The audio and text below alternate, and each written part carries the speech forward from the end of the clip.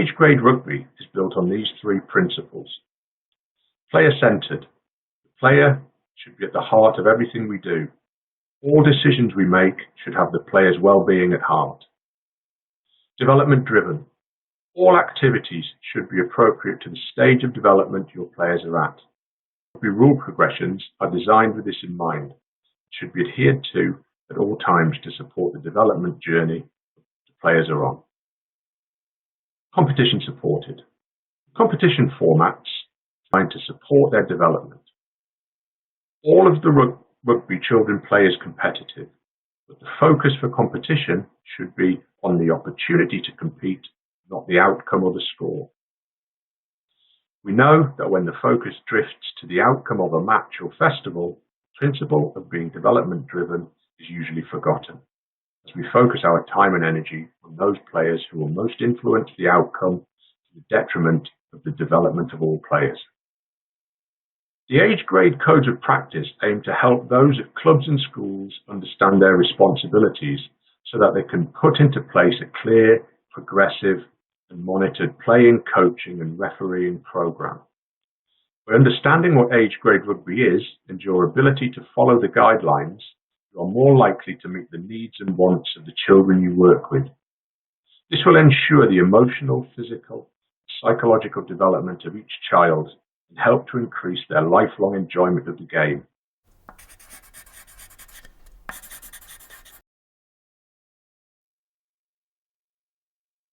These are the key rule progressions now you've moved from under 10 to under 11. The key changes are 9-a-side maximum, 2 players from each team plus the ball carrier and tackler can contest the ball at the ruck or maul. There's kicking, but no fly hacking. The introduction of 3-person scrum. This means no pushing in the scrum, but both teams can contest for the ball when it is put into the scrum. All players should be trained to participate in the scrum. There is no position specialisation at this stage. You should still aim to ensure that everyone gets an opportunity to play in the scrum.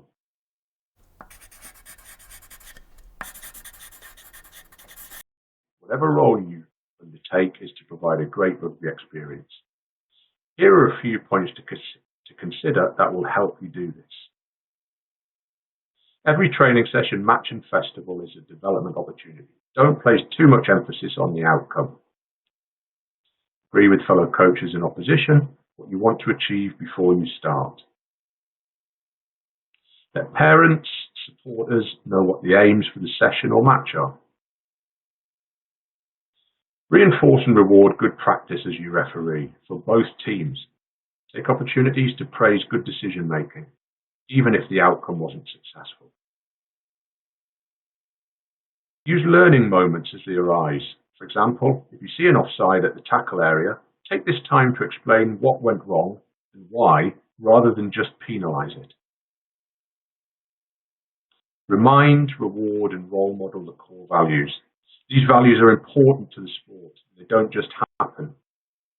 They need to be taught. You need to feed back to players when they do them well and if they don't. It's very important that you role model them. Having discussions before training or matches start with parents and spectators can help them understand what you are trying to achieve and may prevent issues from the sideline occurring before they become problems. These are the core values that our game is built upon. We all have a responsibility to role model these values. We should reward positive behaviours and challenge any behaviour that contradicts these values. Your club and constituent body are there to support you to do this if needed. When you referee, keep these simple principles in mind. As we've already mentioned, safety should be a key focus. If you're in any doubt about safety, use your whistle and stop the game. Referee fairly for both sides. Your refereeing should facilitate player enjoyment. Think, do I need to blow the whistle every time?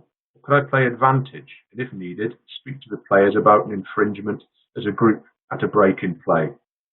If you let parents and spectators know that this is what you're aiming to do, you'll limit the potential for challenge from the sidelines. Your refereeing should help the players to learn about the game and the rules. At the kids' first rugby stages, refereeing isn't about enforcing the laws. It's about providing an enjoyable and safe development environment for the players and spectators to enjoy the game. Good refereeing and application of the rules will make the game safer and help to reduce the risk of injury. Before you referee, please make sure that you are aware of all the rules for your age group.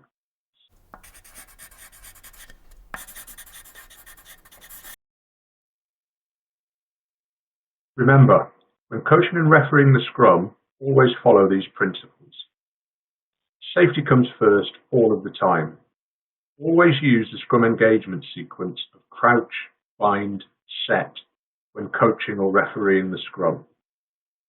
Make sure that the players are square and stable before engaging the scrum. If you have any doubts about this, don't let them engage. Use your whistle and have them stand up.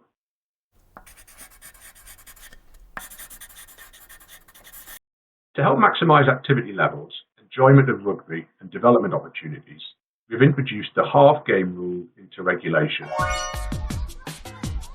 Half game is about getting young players to play more rugby, not training and then just sitting on the bench.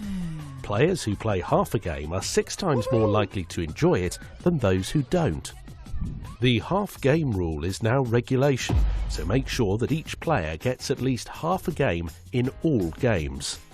Here's our top 10 tips for half game success. 1. Think about playing numbers. Instead of having 20 players in one team, could you have 2 teams of 10? Then everyone gets to play. 2.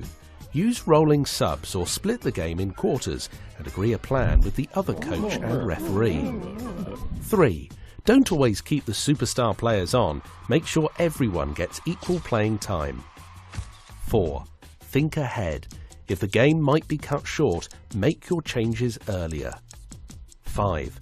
No matter what format you're playing, 15s, 7s or a day tournament, every player should have an equal amount of time. 6. Make a note of the changes you have made. This will make it easier to monitor and will help to answer any concerns. 7. Always take an injured player off. Well-being is more important than the half-game rule. 8. Speak to parents. They are important supporters and will speak to other coaches if they aren't applying the half-game principle. 9. Shout about the half-game regulation on your website and social media so everyone is aware of this regulation. 10. Use the half-game rule to help recruit new players. Few other sports do this.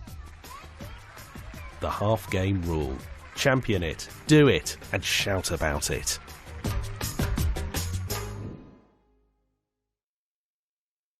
The clearest message and feedback from young players is that they want to play alongside their friends as part of a team. Players, parents and coaches also tell us that being equitable and inclusive with all players is important to them. From September 2019, the half-game rule came into regulation in the age grade game, in age grade clubs, schools and colleges. The rule ensures that everyone in the matchday squad gets to play at least half the game time available. Remember, this means they should get at least half a game, not only half a game. Local competition organisers will include and manage this in their own competition formats.